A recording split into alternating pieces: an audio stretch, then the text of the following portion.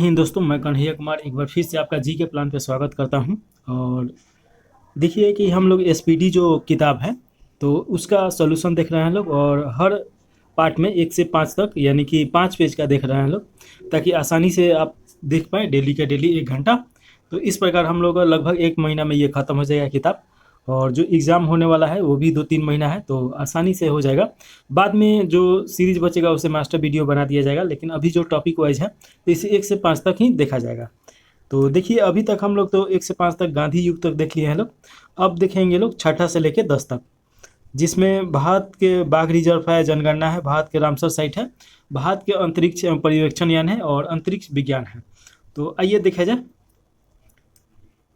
तो चलिए देखा जाए।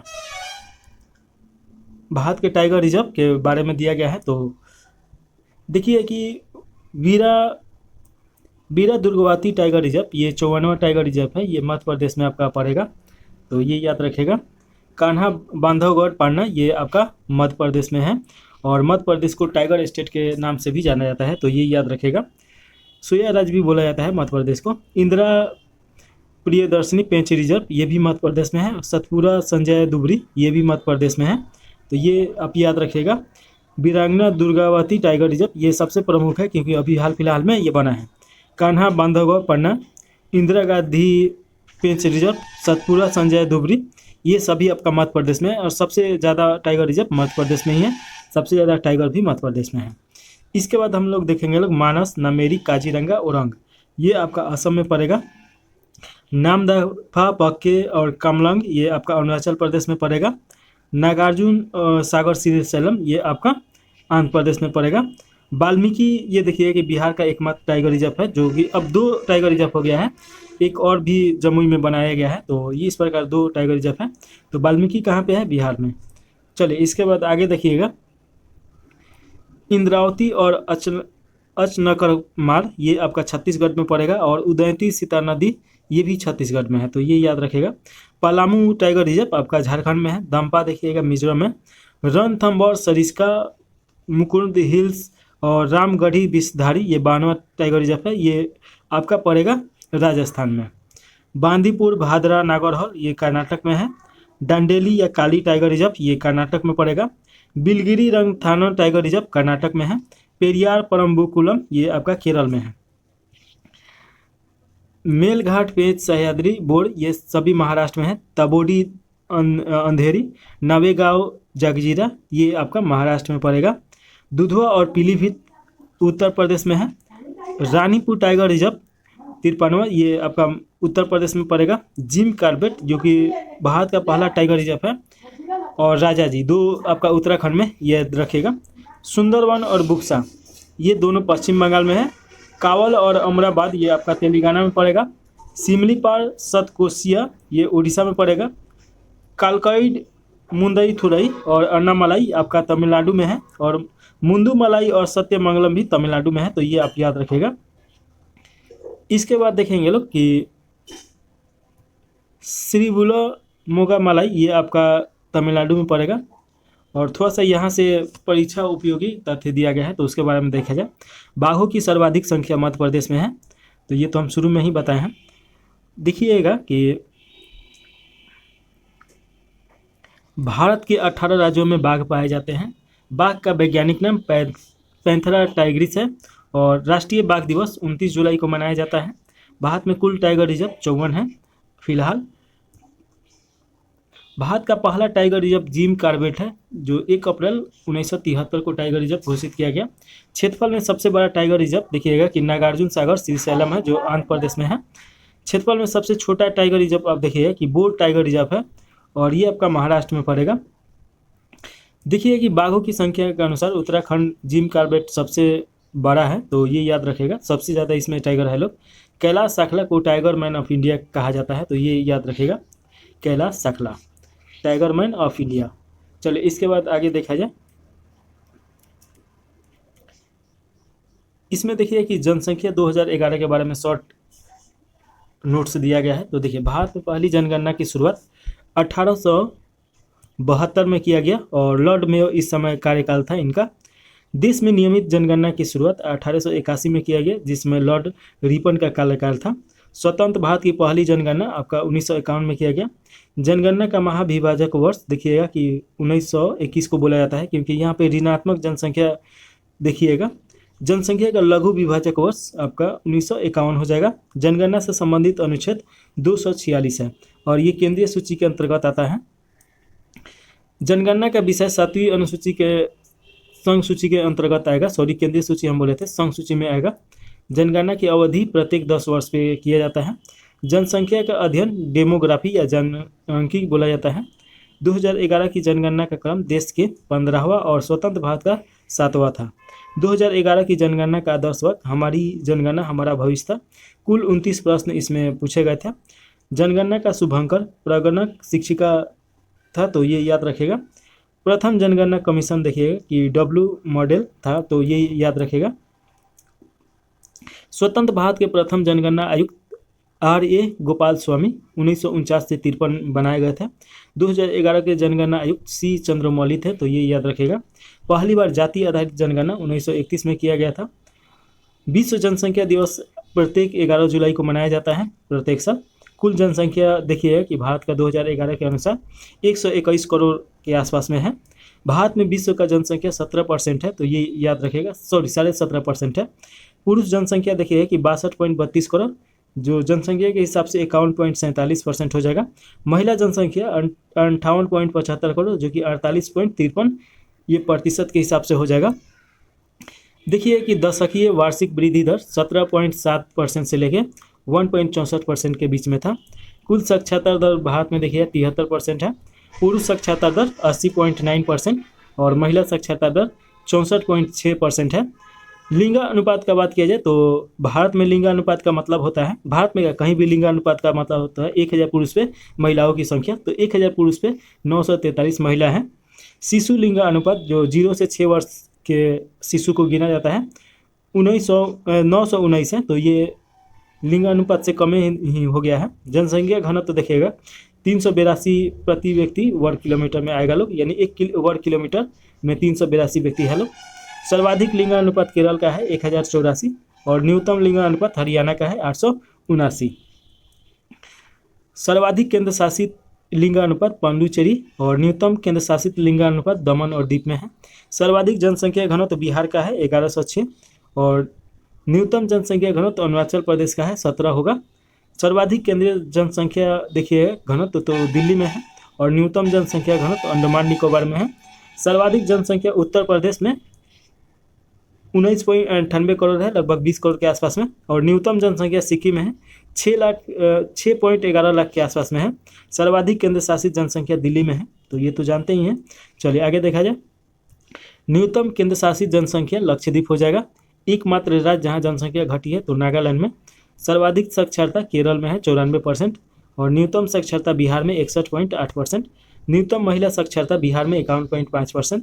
सर्वाधिक केंद्र शासित साक्षरता लक्षद्वीप में है। न्यूनतम के साक्षरता दर देखिएगा कि दादर नागर हवेली में है। अधिक जनसंख्या जिला देखिएगा कि थाने है, जो महाराष्ट्र में पड़ेगा। कम जनसंख्या वाला जिला दिबांग घाटी, ये अरुणाचल प्रदेश में पड़ेगा। अधिकतम जिलों वाला राज्य उत्तर प्रदेश है, 75 जिले हैं।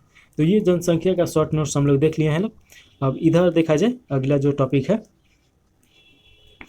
भारत के प्रमुख sites. Ramsar site. Ramsar site क्या होता है कि जहाँ पे नमी युक्त पानी हो तो उसे रामसर साइट मतलब बोला जाता है।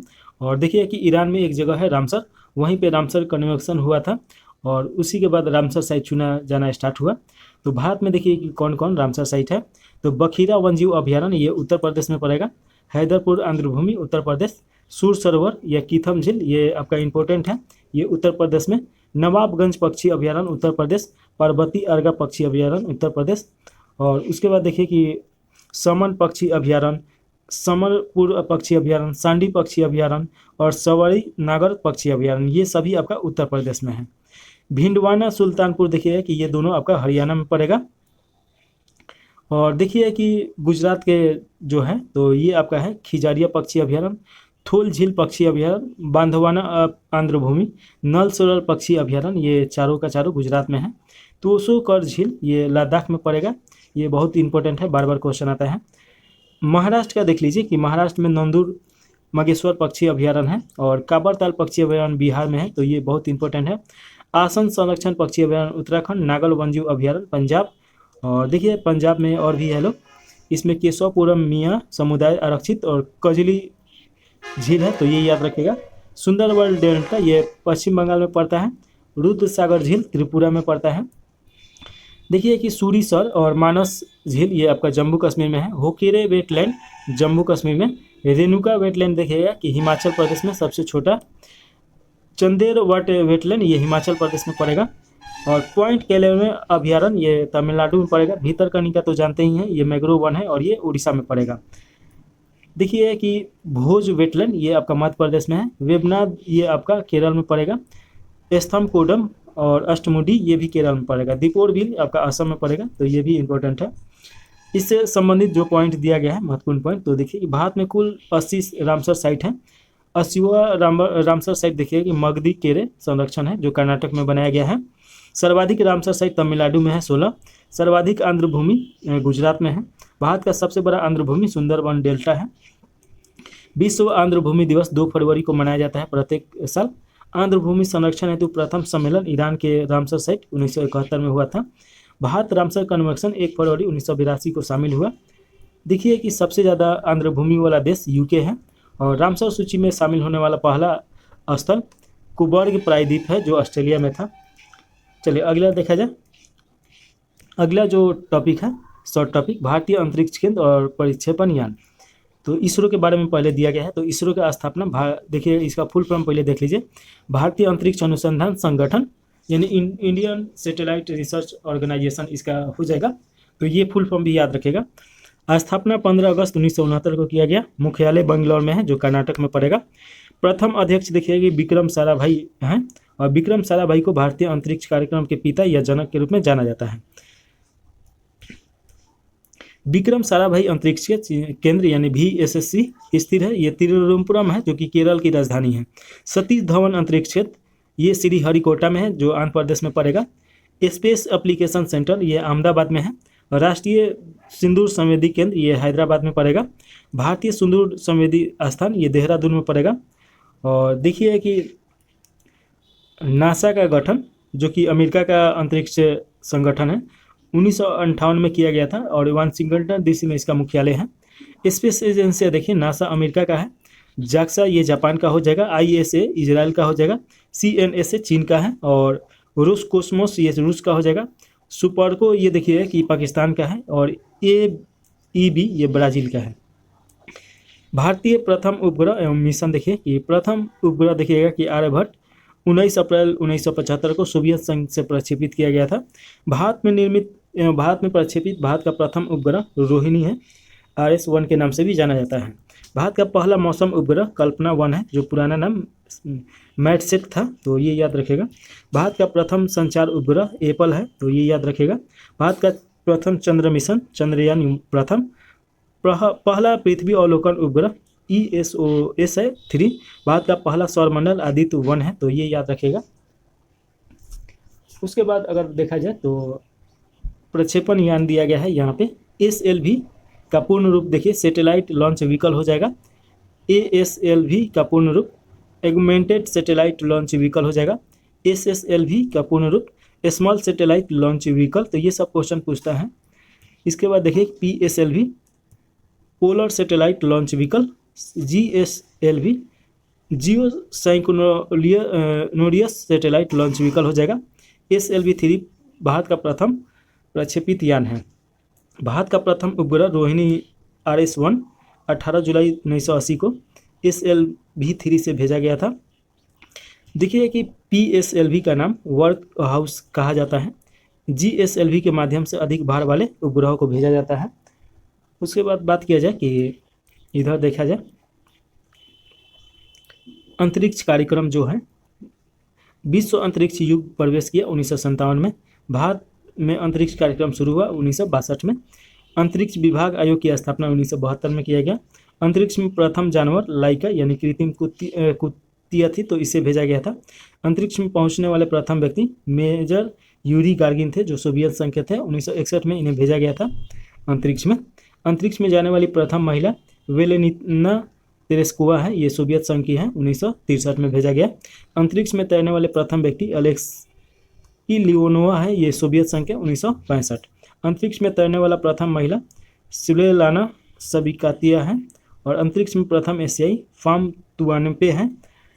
अंतरिक्ष में जाने वाला प्रथम व्यक्ति देखिएगा कि स्क्वाड्रन लीडर राकेश शर्मा है, जो 3 अप्रैल 1984 को भेजा गया। और अंतरिक्ष में प्रवेश करने वाले प्रथम भारतीय मूल की प्रथम महिला कल्पना चावला 1997 में इन्हें भेजा गया, हरियाणा की थी। अंतरिक्ष में प्रवेश करने वाले प्रथम भारतीय मूल की दूसरी महिला सुनीता विलियम है, जो 2006 में भेजा गया था। अंतरिक्ष में प्रवेश करने वाली भारतीय मूल की तीसरी महिला सीसा बंदला, जो 2011 में भेजा गया था। और देखिएगा इसके बाद कल्पना चावला की मृत्यु हो गया 1 फरवरी 2003 को कोलंबिया यान के दुर्घटना होने से। सर्वाधिक समय तक अंतरिक्ष में रहने वाली महिला क्रिस्टोना कोच है, जो 328 दिनों तक रहीं। प्रथम अंतरिक्ष मानव रहित यान देखिए कि लूना 16 है, जो रसिया का है। भारत का प्रथम चालक यान लक्ष्य है। चंद्रमा पर उतरने वाले प्रथम व्यक्ति चालक विहीन अंतरिक्ष यान लूना 9 है। चंद्रमा पर पैर रखने वाले प्रथम व्यक्ति नील आर्मस्ट्रांग है, जो अमेरिका के हैं और 21 जुलाई 1969 में उतरे थे। चंद्रमा पर मानव को पहुंचाने वाला प्रथम अंतरिक्ष यान कौन सा है? अपोलो 11 है। चंद्रमा पर मानव भेजने वाला प्रथम देश अमेरिका है। प्रथम अंतरिक्ष पर्यटक डेनिस टिटो हैं, जो यूएसए के हैं। पहली महिला अंतरिक्ष पर्यटक अनुसे अंसारी हैं, जो 2006 में ईरानी मूल की अमेरिकी हैं। प्रथम अंतरिक्ष शटल ये कोलंबिया यूएसए में है। मंगल पर उतरने वाला प्रथम यान वाइकिंग्स 1 हो जाएगा। अंतरिक्ष में प्रक्षेपित उपग्रह स्तुपित 1 के द्वारा सोवियत संघ के द्वारा 1957 में किया गया था। दुनिया के सबसे शक्तिशाली अंतरिक्ष दूरबीन जेम्स वेब सैटेलाइट या टेलीस्कोप ये अमेरिका के द्वारा बनाया गया है। भारत की पहली महिला अंतरिक्ष वैज्ञानिक कौन है? तो संविता रानी है। चलिए अब अगला टॉपिक देखिए, शॉर्ट टॉपिक। इसमें दिया गया है चंद्रयान से। चंद्रयान प्रथम प्रक्षेपित तिथि 22 अक्टूबर 2008 इसरो द्वारा ये किया गया था सतीश धवन अंतरिक्ष केंद्र से। चंद्रमा पर पहुंचा 14 नवंबर 2008 को। प्रक्षेपित यान यानी रॉकेट PSLV एक्सेल C11 से भेजा गया था। तत्कालीन इसरो अध्यक्ष थे GR माधवन राय। और चंद्रयान प्रथम चंद्रमा के जिस स्थान पर उतरा था उस स्थान का नाम जौहर पॉइंट रखा गया है। चंद्रयान 2 देखिए, इसका प्रक्षेपण 22 जुलाई 2019 को किया गया। इसरो द्वारा किया गया सतीश धवन केंद्र से किया गया।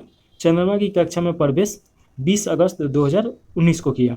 प्रक्षेपित यानी रॉकेट CLV मैक 3 से भेजा गया। तत्कालीन इसरो अध्यक्ष के सिवान थे। चंद्रमा 2 के 3 हिस्से थे, ऑर्बिटर, लैंडर का नाम विक्रम था और रोवर का नाम प्रज्ञान था। चंद्रयान 3 देखिए कि इसका प्रक्षेपण 14 जुलाई 2023 को किया गया। इसरो द्वारा किया गया सतीश अंतरिक्ष केंद्र से। सफल लैंडिंग 23 अगस्त 2023 को किया। प्रक्षेपित यान यानी रॉकेट LV-M3 और M4 से भेजा गया। इसका थीम था साइंस फॉर द मून, तो ये थीम याद रखेगा। चंद्रमा 3 में देखिए कि लैंडर विक्रम था और एक रोवर प्रज्ञान था। इसे ऑर्बिटर नहीं था, इसमें ऑर्बिटर नहीं रखा गया था। लैंडर विक्रम चंद्रमा के जिस स्थान पर उतरा उसे शिव शक्ति बिंदु नाम दिया गया। इसरो के अध्यक्ष थे M सोमनाथ, तो ये याद रखेगा। परियोजन के निर्देशक में देखिएगा कि वीर मुथुलवेल थे, तो ये याद रखेगा। भारत चंद्रमा के दक्षिणी ध्रुव पर उतरने वाला पहला और चंद्रमा पर उतरने वाला चौथा देश बन गया है। मिशन आदित्य 11 के बारे में थोड़ा सा देखना है। भारत का पहला सौर मिशन है जो इसरो द्वारा श्रीहरिकोटा से 2 सितंबर 2023 को PSLV C57 रॉकेट से लॉन्च किया गया। 127 दिन के बाद 6 जनवरी 2024 को 11 बिंदु पर पहुंचा। 11 का अर्थ होता है लैंग्वेज पॉइंट 1 और 11 और पृथ्वी की दूरी देखिएगा कि 1.5 मिलियन किलोमीटर है। इसरो के अध्यक्ष S स्वामीनाथन थे। वैज्ञानिक प्रधान वैज्ञानिक देखिएगा कि शंकर सुब्रमण्यम थे। मार्स ऑर्बिटर मिशन देखिएगा, इसे मॉम के नाम से जाना जाता है। मंगल के लिए भारत का पहला ये मंगल मिशन है। प्रक्षेपित तिथि देखिएगा 5 नवंबर 2013। इसरो द्वारा सतीश धवन से ये भेजा गया, तो सभी तो सतीश धवन से भेजा जाता है। PSLV C25 से भेजा गया। तत्कालीन इसरो प्रमुख के राधाकृष्णन थे। इसके बाद अगला जो शॉर्ट टॉपिक है पर्यावरण है। तो देखिए पर्यावरण से संबंधित पृथ्वी पर पाए जाने वाले भूमि, जल, वायु पौधे और जीव जंतुओं का समूह जो हमारे चारों ओर हैं उसे कहा जाता है पर्यावरण। प्रथम अंतर्राष्ट्रीय पर्यावरण सम्मेलन 5 जून 1972 को स्टॉकहोम में हुआ था। और देखिए कि 5 जून को पर्यावरण दिवस मनाया जाता है, इसीलिए प्रथम विश्व पर्यावरण दिवस 1973 में और प्रथम विश्व पर्यावरण दिवस 5 जून को विश्व पर्यावरण दिवस 5 जून को मनाया जाता है। ओजोन परत के संरक्षण के लिए मॉन्ट्रियल प्रोटोकॉल सम्मेलन हुआ था 16 सितंबर 1987 को। तो देखिए 16 सितंबर को ओजोन संरक्षण दिवस मनाया जाता है। चलिए आगे देखिए मॉन्ट्रियल, एक ये शहर है कनाडा का। और देखिए मॉन्ट्रियल प्रोटोकॉल भी ये ओजोन क्षरण से ही संबंधित है। ओजोन की मात्रा में कमी का मुख्य कारण क्या है? तो क्लोरोफ्लोरोकार्बन है CFC। ओजोन परत को नष्ट करता है CFC। प्रथम पृथ्वी सम्मेलन जो हुआ था देखिए 1992 में ब्राज़ील के रियो डी जेनेरल में हुआ था। और CFC देखिए कि ये ओजोन गैस को ख़त्म करता है। ओजोन गैस का अगर सूत्र का बात किया जाए तो O3 है और ये सड़ा हुआ मछली की तरह गंध देता है, तो ये भी आप याद रख सकते हैं। चलिए आगे देखा जाए, पृथ्वी दिवस मनाया जाता है 22 अप्रैल को। क्योटो ये जापान में शहर है और क्योटो सम्मेलन देखिए कि 1997 में मना था। क्योटो प्रोटोकॉल प्रभावी हुआ 2005 में। क्योटो सम्मेलन संबंधित है वातावरण में कार्बन डाइऑक्साइड उत्सर्जन में वृद्धि से विश्व का गर्म होना या पृथ्वी की औसत तापमान वृद्धि बढ़ना ही ग्लोबल वार्मिंग कहलाता है। पृथ्वी की औसत तापमान 14 डिग्री सेल्सियस है। ग्लोबल वार्मिंग को प्रभावित करने वाला मुख्य कारक क्या है? तो कार्बन डाइऑक्साइड है। वायुमंडल की वार्षिक तापमान वृद्धि कहलाता है। तो हरित गृह प्रभाव या ग्रीन हाउस इफेक्ट इसे बोला जाता है। ग्रीन हाउस गैस है वो जलवाष्प है, carbon dioxide, methane, nitrous oxide इसमें आता है। हरित गृह प्रभाव हेतु सर्वाधिक उत्तरदायी CO2 यानी कार्बन डाइऑक्साइड है। सर्वप्रथम ग्रीन हाउस गैस की संकल्पना जोसेफ फूरियर के द्वारा 1824 में दिया गया था। पर्यावरण एवं वन संरक्षण मंत्रालय गठन किया गया 1985 में। भारत सरकार ने पर्यावरण संरक्षण अधिनियम 1986 में लेके आया। विश्व पर्यावरण संरक्षण दिवस 26 नवंबर को मनाया जाता है। पर्यावरण संरक्षण के लिए काम करने वाली अंतर्राष्ट्रीय एजेंसी ग्रीन पीस है जो एम्स्टर्डम में है। राष्ट्रीय पर्यावरण अनुसंधान नागपुर में है। राष्ट्रीय वन नीति लाया गया 1988 में। राष्ट्रीय जल नीति की घोषणा 2002 में किया गया। राष्ट्रीय पर्यावरण नीति की घोषणा 2004 में किया गया। राष्ट्रीय हरित प्राधिकरण की स्थापना 2006 में किया गया था। विश्व आर्द्र भूमि दिवस 2 फरवरी को मनाया जाता है। और देखिए कि विश्व वन दिवस 21 मार्च को मनाया जाता है। जैव विविधता दिवस 22 मई को मनाया जाता है। रेड डाटा बुक जारीकर्ता IUCN के द्वारा जारी किया जाता है। और ये देखिए कि विलुप्त या संकटग्रस्त जीवों से संबंधित है। IUCN का मुख्यालय ग्लैंड स्विट्जरलैंड में है। जैव विविधता संरक्षण अधिनियम 2002 में लाया गया था। पारिस्थितिकी के बारे में दिया गया है यहाँ पे। जीवधार्य तथा उनके वातावरण के पारस्परिक संबंधों का अध्ययन पारिस्थितिक यानी इकोलॉजी बोला जाता है। इकोलॉजी शब्द का प्रथम बार प्रयोग रिटर ने 1865 ईस्वी में, अर्नेस्ट हैकल ने 1869 में किया था। सर्वाधिक अस्थायी पारिस्थितिक तंत्र महासागर का होता है। रचना एवं कार्य की दृष्टि से विभिन्न जीवों और वातावरण की मिलीजुली इकाई क्या कहलाती है? तो पारिस्थितिक तंत्र या इकोसिस्टम बोला जाता है। पारिस्थितिक तंत्र या पारितंत्र शब्द का सर्वप्रथम प्रयोग AG ट्रांसले के द्वारा 1935 में किया गया। पारितंत्र में ऊर्जा का स्रोत सूर्य है, सूर्य का प्रकाश, तो ये याद रखेगा। पर्यावरण की कार्यात्मक इकाई पारितंत्र होता है। पारितंत्र को 2 घटकों का बना होता है। तो देखिए कि जैविक घटक और अजैविक घटक। जैविक घटक को 3 भागों में विभक्त किया गया है: उत्पादक, उपभोक्ता और अपघटक। उत्पादक मतलब घास फूस ये सब हो गया जो उत्पन्न हो रहा है। उपभोक्ता यानी उसका जो उपभोग कर रहा है। उसके बाद दोनों चीज़ें अगर ख़त्म हो जा रहा है अपना जीवन काल तो उसको अपघटन कर देता है, छोटा छोटा में तोड़ के खा जाता है लोग, छोटा छोटा कीट, उसको अपघटक बोला जाता है। देखिए कि उत्पादक द्वारा उत्पादित खाद्य पदार्थ का उपयोग करने वाले घटक कहलाते हैं, तो उपभोक्ता बोला जाता है उन्हें। उपभोक्ता के 3 प्रकार होते हैं: प्राथमिक उपभोक्ता और द्वितीय और तृतीय उपभोक्ता। वे जीव जो हरे पौधे को खाते हैं क्या कहलाते हैं? तो प्राथमिक उपभोक्ता इन्हें बोला जाता है। जिसमें गाय भैंस बकरी ये सब आ जाएगा। प्राथमिक उपभोक्ता को भोजन के रूप में प्रयुक्त होने वाले जीव कहलाते हैं द्वितीय उपभोक्ता, जैसे भेड़िया, मोर, लोमड़ी ये सब जो गाय भैंस बकरी ये सब खाता है लोग। द्वितीय उपभोक्ता को भोजन के रूप में इस्तेमाल करने वाले जीव कहलाते हैं तृतीय उपभोक्ता। बाघ, शेर, चीता ये सब आ जाएंगे। अजैविक घटक को दो भागों में विभक्त किया गया है, एक कार्बनिक एक अकार्बनिक। कार्बनिक अजैविक घटक देखिए कि कार्बोहाइड्रेट, प्रोटीन और वसा युक्त होते हैं, और अकार्बनिक में देखिए कि मृदा, जल, वायु और खनिज आ जाएगा। अब घटक होते हैं कवक और जीवाणु, ये सूक्ष्म मतलब बिंदुवार ये जीव होते हैं जो कि कहीं पे भी जो अवशिष्ट होता है उसे साफ कर देते हैं। सफाई कर्मचारी इसे कहा जाता है। अब घटक को एक जीव दूसरे जीव को खाए जाने पर पोषक तत्वों एवं ऊर्जा का रूपांतरण कहलाता है खाद्य श्रृंखला।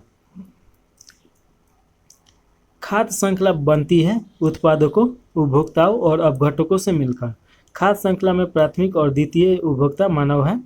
किसी पारितंत्र के विभिन्न ऊर्जा स्रोतों की कार्यात्मक भूमिका की तुलना करने हेतु प्रदर्शन किया जाता है, तो ऊर्जा पिरामिड प्रदर्शन किया जाता है। देखिए कि ऊर्जा पिरामिड सदैव सीधा होता है और सर्वाधिक जैव विविधता पाई जाती है तो उष्णकटिबंधीय वर्षा वनों में। पारिस्थितिक विज्ञान केंद्र बेंगलोर में है, तो ये याद रखेगा। हॉट स्पॉट उस स्थान को बोला जाता है जहाँ पे जैव विविधता या पारिस्थितिक तंत्र ज़्यादा हो। चलिए इसके बाद अगला जो टॉपिक है प्रदूषण है। वायु, जल, भूमि में अनचाहे परिवर्तन जो मनुष्य और जीवधारियों के लिए हानिकारक होते हैं उसे प्रदूषण बोला जाता है। मानव जनित पर्यावरणीय प्रदूषण कहलाते हैं। एंथ्रोपोजेनिक या परजैविक बोला जाता है हिंदी में। जैव विघटक प्रदूषक है, तो वाहित मल हो जाएगा। वायु प्रदूषण सीसा से प्रभावित अंग है उदर। तंत्रिका तंत्र संबंधित रोग सीसा से होता है। एम्सबेस्टोन धूल से प्रभावित अंग फेफड़ा है। पारा प्रभावित करता है मस्तिष्क को। वायु प्रदूषक कार्बन मोनोऑक्साइड प्रभावित करता है रक्त धाराओं को। भूमिगत जल को दूषित करने वाला अजैविक प्रदूषण आर्सेनिक है। जल प्रदूषण को मापने हेतु जांच की जाती है। बायोमैकेनिक ऑक्सीजन डिमांड मनुष्य में रक्तदाब बढ़ाकर दिल संबंधी रोग उत्पन्न करता है। वायु प्रदूषक कैडमियम। ब्राउल एयर शब्द का प्रयोग किया जाता है प्रकाश रासायनिक धुआं के लिए। पीएम एसपीएम संबंधित है प्रदूषण से। पीएम का तात्पर्य है particular matter, SPM suspended particle matter. वायु प्रदूषक कार्बन मोनोऑक्साइड, सल्फर डाइऑक्साइड और हाइड्रोजन सल्फाइड हो जाएगा। 3 दिसंबर 1984 को भोपाल के यूनियन कार्बाइड फैक्ट्री में किस गैस का रिझाव हुआ था, तो मिथाइल आइसोसाइनाइड हो जाएगा। मिनी माता रोग है पारा युक्त जल से। मिनी माता रोग सबसे पहले हुआ था जापान में। नदियों में जल प्रदूषण की माप होती है ऑक्सीजन की घुली हुई मात्रा के द्वारा। सिगरेट के धुएं का मुख्य प्रदूषक है कार्बन मोनोऑक्साइड और बेंजीन है। केंद्रीय प्रदूषण नियंत्रण बोर्ड दिल्ली में है। जल संरक्षण और प्रदूषण नियंत्रण अधिनियम 1974 में वाहनों से निकलने वाले धुआं में पाया जाता है कार्बन मोनोऑक्साइड एवं सीसा।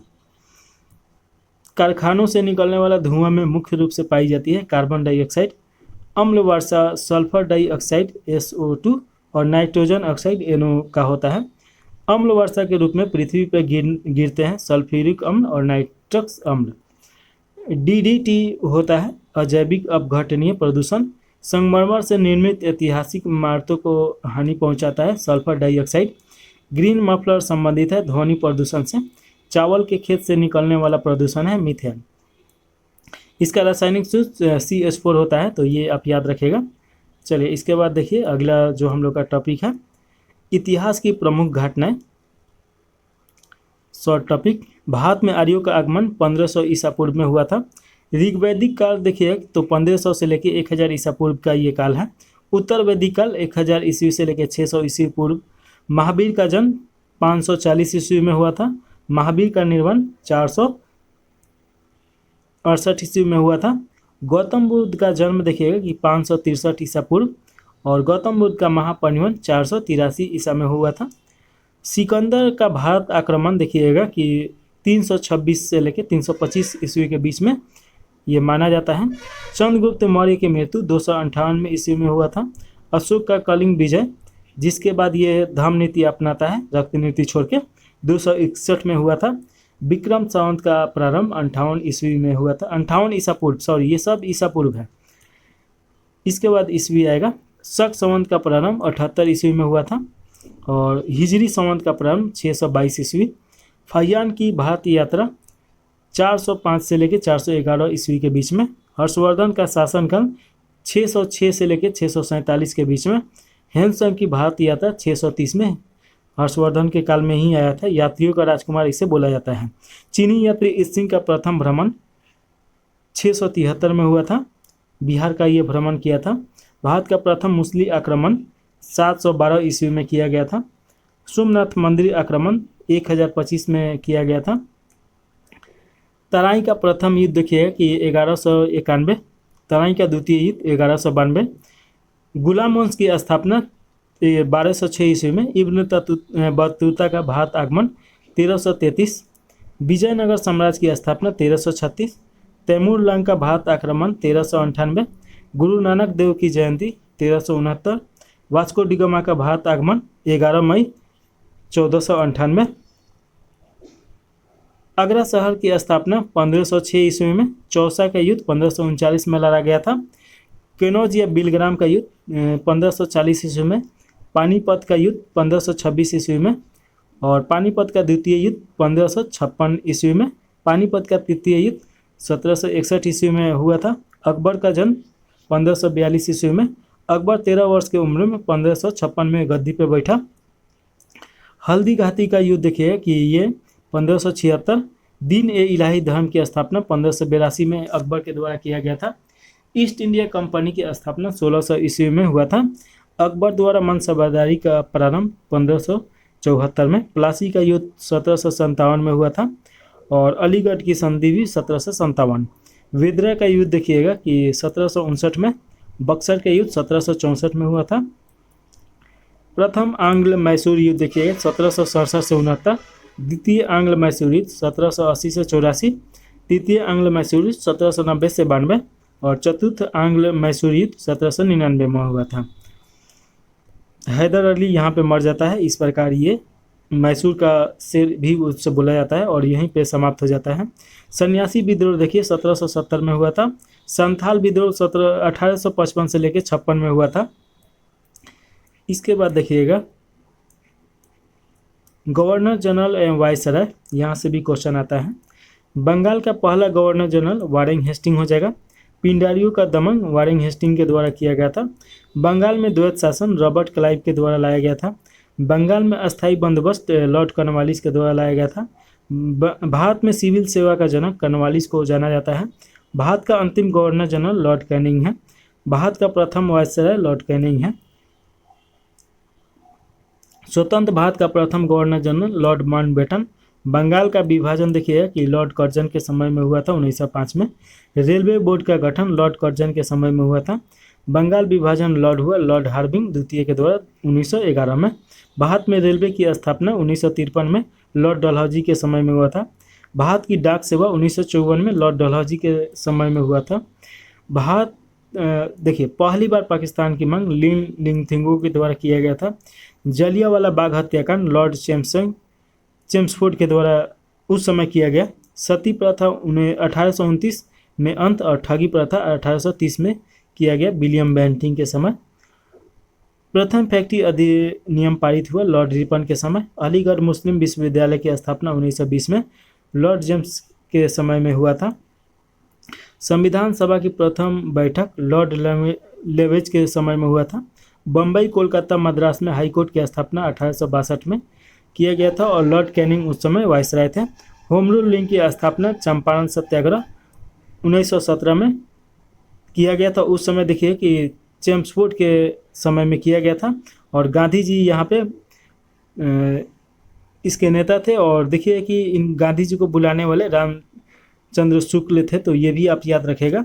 सहायक संधि की शुरुआत फोर्ट विलियम कॉलेज की स्थापना 1800 ईस्वी में वेलेजेली के द्वारा किया गया था। भारत में सहायक संधि का प्रयोग डुप्ले के द्वारा किया गया था और हैदराबाद पहला ऐसा रियासत था जो इसमें शामिल हुआ। महारानी विक्टोरिया केसर ए हिंद उपाधि इनको दिया गया था 1877 में। लॉर्ड लिटन के समय। अंग्रेजी को शिक्षा का माध्यम बनाया गया 1835 में, लॉर्ड विलियम बेंटिंक। बंगाल का शेर लॉर्ड वेलेस्ली को बोला जाता है। साइमन कमीशन भारत आया लॉर्ड इरविन के समय में और 1927 में आया। क्रिप्स मिशन आगमन हुआ लॉर्ड लिनथेंग्यू के समय 1942 में। कैबिनेट मिशन भारत आया 1946 में, लॉर्ड वेलेस्ली के समय। मुस्लिम लीग की स्थापना 1906 में किया गया था, आगा खां उसके नेतृत्व करता था, ढाका में किया गया था। और उस समय देखिए कि लॉर्ड मिंटो द्वितीय वायसराय था। द्वितीय विश्व युद्ध प्रारंभ हुआ लॉर्ड लिनथेंग्यू के समय में, 1939 से 45 तक चला। भारत छोड़ो आंदोलन लॉर्ड लिनथेंग्यू के समय हुआ, 1942 में स्टार्ट हुआ। स्थानीय स्वशासन प्रारंभ किया गया लॉर्ड रिपन के समय। सविनय अवज्ञा आंदोलन लॉर्ड इरविन के समय में किया गया था। असहयोग आंदोलन देखिएगा चेम्सफोर्ड उस समय था। कांग्रेस का जन्म लॉर्ड डफलिन के समय में हुआ था। भारतीय प्रेस का मुक्तिदाता चार्ल्स मैटकॉक को बोला जाता है। नरबली का प्रथा अंत किया गया लॉर्ड हार्बिन के समय। दास प्रथा का उन्मूलन लॉर्ड एलनबरो के द्वारा किया गया। भारत में जनगणना की शुरुआत लॉर्ड मेयो के द्वारा किया गया। नियमित जनगणना की शुरुआत लॉर्ड रिपन के द्वारा किया गया। प्रथम गोलमेज सम्मेलन लॉर्ड रिपन के द्वारा किया गया। द्वितीय गोलमेज सम्मेलन लॉर्ड वेलिंगेटी के समय में किया गया। तृतीय गोलमेज सम्मेलन लॉर्ड वेलिंगेटी हो जाएगा। अगला जो टॉपिक है हम लोग का इतिहास की प्रमुख घटना। पाइका विद्रोह देखिएगा कि 1817 से लेकर 25 के बीच में। भील विद्रोह 1818 से लेकर 31 के बीच में। हो विद्रोह 1820 से 21 के बीच में। अहोम विद्रोह 1828 से 33 के बीच में। कोल विद्रोह 1831 से 32 के बीच में। और रामोसी विद्रोह देखिए कि 1822 से 29 के बीच में। वहाबी आंदोलन 1826 से 71 के बीच में। खासी आंदोलन 1833 में हुआ था। नील विद्रोह 1859 और 60 के बीच में। फराजई आंदोलन 1838 से 60 के बीच में। मुंडा विद्रोह 1899 से 1900 के बीच में। मोपला विद्रोह देखिए कि 1920 से 22 के बीच में हुआ था। और कुक्का आंदोलन देखिए कि 1840 से 72 के बीच में। कांग्रेस की स्थापना 1885 में हुआ था। तिभागा आंदोलन 1946 में हुआ था। बंगाल में अस्थायी बंदोबस्त 1793 में किया गया था। बंगाल का प्रथम विभाजन 1905 ईस्वी में। मुस्लिम लीग की स्थापना 1906 ईस्वी में हुआ था। माले मिंटो सुधार 1909 में हुआ था। चंपारण सत्याग्रह देखिए कि 1917 में घटित हुआ। खेरा आंदोलन 1918 में। खिलाफत आंदोलन 1919 में हुआ था। प्रथम विश्व युद्ध 1914 से लेकर 18 के बीच में। द्वितीय विश्व युद्ध 1939 से 45 के बीच में। लखनऊ समझौता 1916 में और होम रूल की स्थापना भी 1916 में हुआ था। जलियांवाला बाग हत्याकांड 1919 में हुआ था, 13 अप्रैल 1919। रॉलेट एक्ट देखिए कि 1919 में लाया गया था, काला कानून के नाम से भी जाना जाता है। असहयोग आंदोलन 1920 से लेकर 22 के बीच में चला। चौरा चौरी घटना के बाद ये असहयोग आंदोलन खत्म हो गया। वाइकोम सत्याग्रह देखिए कि 1924 से 25। साइमन कमीशन का आगमन देखिए कि 1919 का जो अधिवेशन था उसके जांच के लिए 1928 में आया था लोग, 1927 में आया था लोग, 28 दिया है। दांडी मार्च नमक सत्याग्रह 1930। गांधी इरविन समझौता 1931 में हुआ था। कैबिनेट मिशन का आगमन 1946 में हुआ था। महात्मा गांधी की हत्या 1948 में कर दिया गया, 30 जनवरी 1948 नाथूराम गोडसे के द्वारा। चीन का भारत पर आक्रमण 1962 में हुआ था। भारत पाक युद्ध 1965। ताशकंद समझौता 1966 और तालीकोट का युद्ध 1565। कारगिल युद्ध 1999 में हुआ था। प्रथम गोलमेज सम्मेलन 1930, द्वितीय गोलमेज सम्मेलन 1931 और तृतीय गोलमेज सम्मेलन 1932। तीनों गोलमेज सम्मेलन में शामिल होने वाले एकमात्र व्यक्ति भीमराव अंबेडकर हैं और द्वितीय गोलमेज सम्मेलन में देखिएगा कि गांधी जी शामिल हुए थे। सविनय अवज्ञा आंदोलन 1930 में प्रारंभ हुआ। क्रिप्स मिशन आगमन 1942 में और आज़ाद हिंद फौज का गठन 1942 में हुआ था। भारत छोड़ो आंदोलन 1942 में 8 अगस्त को स्टार्ट किया गया था, तो अगस्त क्रांति के नाम से भी जाना जाता है। चीनी क्रांति 1911 में आया था। फ्रांसीसी क्रांति 1789 और रूसी क्रांति 1917 में। तो ये थोड़ा सा पॉइंट था। इसके बाद देखेंगे लोग भारत में सबसे बड़ा, छोटा और लंबा। तो देखिए ये सबसे बड़ा राज्य क्षेत्रफल के हिसाब से राजस्थान हो जाएगा, और सबसे बड़ा राज्य जनसंख्या के हिसाब से उत्तर प्रदेश, सबसे छोटा क्षेत्रफल के हिसाब से गोवा, और जनसंख्या के हिसाब से सिक्किम हो जाएगा, मात्र 6 लाख जनसंख्या है। ऊंची चोटी केटू है, यह इसे गॉर्डिन आस्टिन के नाम से भी जाना जाता है। सबसे लंबी नदी गंगा नदी है, और सबसे चौड़ी नदी ब्रह्मपुत्र नदी है। दक्षिण भारत की सबसे लंबी गोदावरी नदी है, और ऐसी नदी जो भारत में उद्गम होता है और भारत में ही अपना मुहासा बनाता है, ये गोदावरी नदी है। सबसे लंबी 1465 किलोमीटर है। सबसे लंबी सहायक नदी यमुना हो जाएगी, जो गंगा की सहायक नदी है। ऊंचा झरना यानी चौड़ाई में जोग या गरसोपा हो जाएगा, महात्मा गांधी के नाम से भी जाना जाता है। बड़ी झील बुलर झील है, जो जम्मू कश्मीर में है। और ताजे पानी की सबसे बड़ी झील है, ताजे पानी की सबसे बड़ी झील बुलर झील। खारे जल की सबसे बड़ी झील चिल्का है, जो उड़ीसा में पड़ेगा।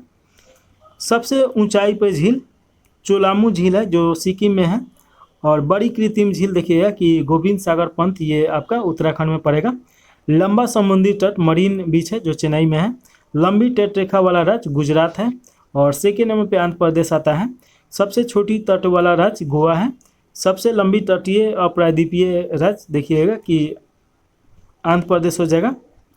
ऊंची बांध टिहरी बांध है, जो उत्तराखंड में है। लंबी बांध जो हीराकुंड महानदी पे है, जो कि आपका उड़ीसा में पड़ेगा। लंबा राष्ट्रीय राजमार्ग NH 44 है। सबसे छोटा राष्ट्रीय राजमार्ग NH 54 और NH 118 है। सबसे लंबी सड़क ग्रैंड ट्रंक रोड है। बड़ी रेगिस्तान देखिए थार रेगिस्तान है, जो राजस्थान में पड़ेगा। सबसे बड़ा डेल्टा सुंदरवन डेल्टा पश्चिम बंगाल में पड़ेगा। लंबा नदी पुल ये भूपेन हजारिया है, जो कि आप देखिएगा कि असम में है। लंबी सड़क सुरंग श्यामा प्रसाद मुखर्जी सुरंग है। लंबी रेल सुरंग पीर पंजाल है, जो जम्मू कश्मीर में है। लंबा रेल मार्ग डिब्रूगढ़ से कन्याकुमारी। लंबा रेलवे प्लेटफॉर्म देखिए कि हुबली है, जो कर्नाटक में पड़ेगा। सबसे बड़ा प्राकृतिक बंदरगाह मुंबई हो जाएगा। सबसे बड़ा सर्वोच्च सम्मान भारत रत्न है। सबसे बड़ा सैनिक सम्मान परमवीर चक्र है। ऊंचा जलप्रपात कुंडलकिल ये कर्नाटक में पड़ेगा। लंबी नहर इंदिरा गांधी नहर है, जो राजस्थान में होगा। ऊंचा दरवाजा बुलंद दरवाजा आगरा में पड़ेगा। बड़ा लिवरपुल हावड़ा ब्रिज पश्चिम बंगाल में है।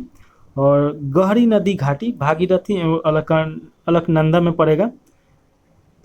सर्वाधिक वर्षा मानिसराम में होता है, और ये मेघालय में पड़ेगा। की पर्वत है लोग यहाँ पे, तो इसीलिए सबसे ज़्यादा वर्षा होता है। सबसे न्यूनतम वर्षा लेह में होता है, जो लद्दाख में पड़ेगा। सबसे ऊंची मीनार कुतुब मीनार है नई दिल्ली में। सबसे बड़ा गुंजद गोल गुंबज बीजापुर में। सबसे बड़ा मस्जिद जामा मस्जिद दिल्ली में। बड़ा कॉरिडोर रामेश्वर मंदिर है, ये तमिलनाडु में पड़ेगा। बड़ा गिरजाघर सेंट कैथरीन ये गोवा में पड़ेगा।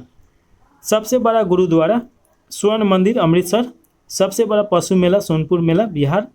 ऊंची मूर्ति स्टैचू ऑफ यूनिटी गुजरात में पड़ेगा, सरदार वल्लभ भाई पटेल की है। बड़ा द्वीप देखिए कि मध्य अंडमान है। सबसे बड़ा नदी द्वीप माजुली नदी द्वीप होगा, ये पूरे विश्व में सबसे बड़ा है ब्रह्मपुत्र नदी पे, और ये असम में पड़ेगा। सबसे छोटी नदी द्वीप उमानंदा है, जो ब्रह्मपुत्र नदी में ही असम में। सबसे बड़ा आवास राष्ट्रपति भवन है। सबसे बड़ा किला लाल किला है, जो दिल्ली में पड़ता है। और देखिए ये सबसे बड़ा गुफा कैलाश मंदिर एलोरा हो जाएगा, ये महाराष्ट्र में पड़ेगा। इसके बाद देखिए भौगोलिक उपनाम और भारत और विश्व में। स्वर्ण मंदिर का शहर अमृतसर को बोला जाता है। पोप का शहर रोम को बोला जाता है, ये इटली में है। बंगाल का शोक दामोदर नदी है। हाईटेक सिटी हैदराबाद को बोला जाता है। भारत का स्विट्जरलैंड जम्मू कश्मीर। और धरती का शोक कश्मीर को बोला जाता है।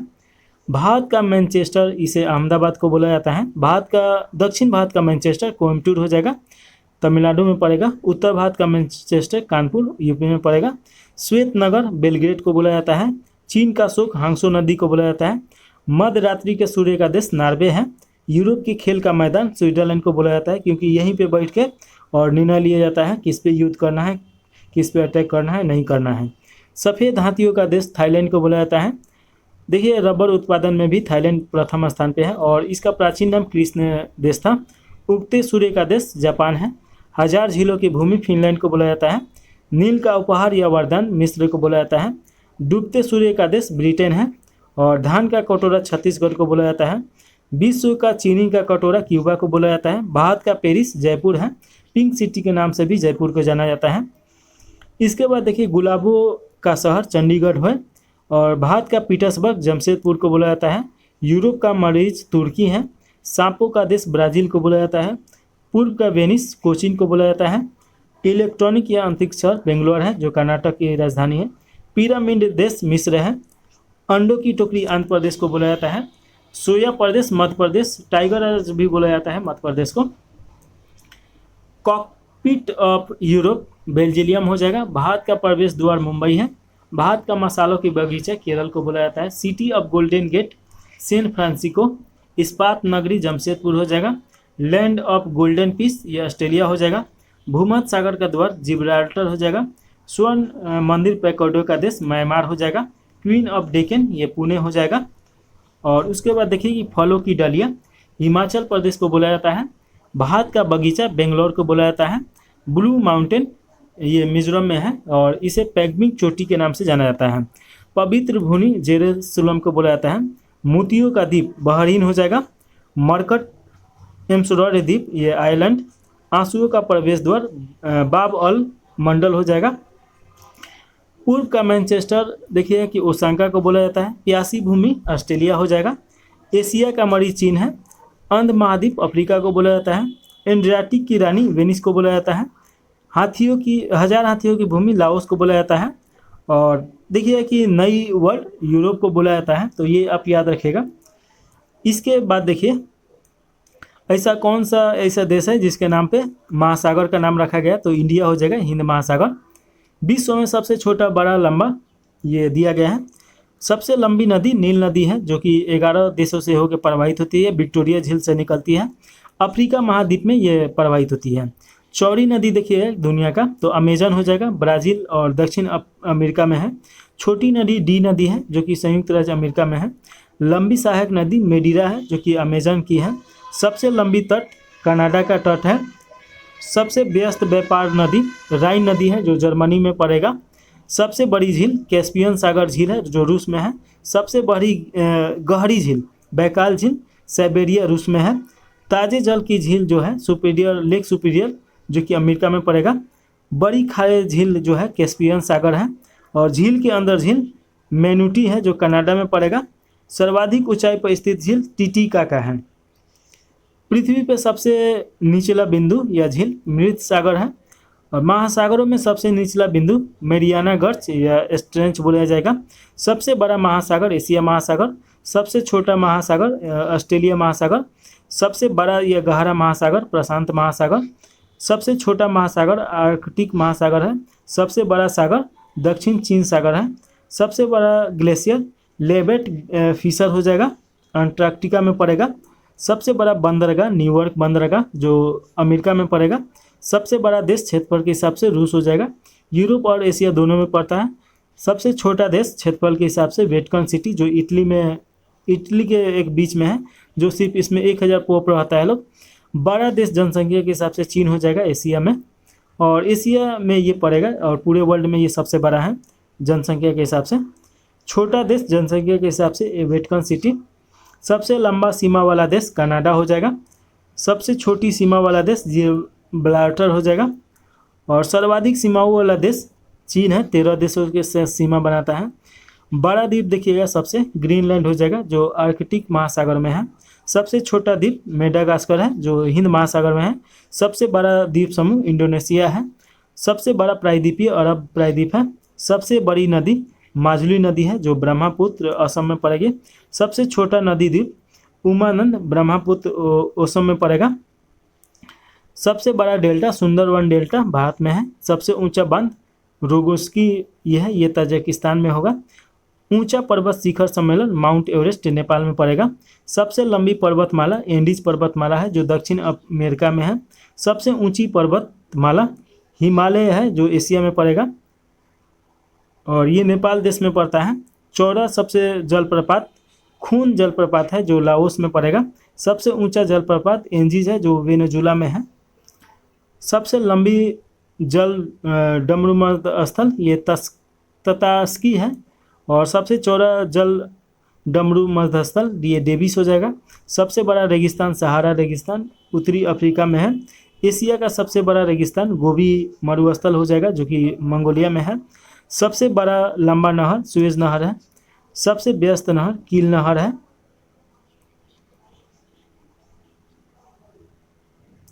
बड़ी सुरंग देखिए कि गुट हार्ट है, जो स्विट्जरलैंड में है। बड़ी सड़क सुरंग ये लैंडर डल है, जो नॉर्वे में है। बड़ा हवाई अड्डा किंग फहद सऊदी अरब में। और सबसे ऊंचा पठार पमीर का पठार तिब्बत में पड़ेगा।